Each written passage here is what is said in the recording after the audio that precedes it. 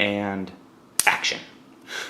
Anyway, this is just kind of a fun little build I did. Me and Builder Kitty and Monkey were just kind of sitting with the bucket of Legos dumped on the floor, putting pieces together, and I kind of came up with this idea. And all I did was I did a 4x8 plate on the bottom, and then a 1x8 plate for the top piece, and then I attached it with these. I think it's like a 1x4 hinge plate when you put it like this, but it's actually just kind of 1x2 plates put together to make the hinge.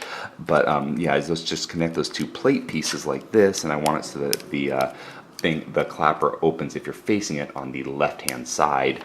And then I want to make it smooth in the front, and you can make this any size or colors you want. I was doing my research, and there is no actual official color to these, and we think of black and white, but in reality they can be a variety of colors, and different directors prefer different clapperboards. And I'm going to use a white one because I think you can also use it to white balance your camera. And I like these striped pieces up top, so just for the bottom piece, a whole bunch of white tiles, but for the top 1x8 plate, I got these 1x4 tiles with kind of like the construction stripes. These are in white and red, but you've probably seen them in black and yellow, but I really like this white and red color. I think we got it from like a Batman Joker set.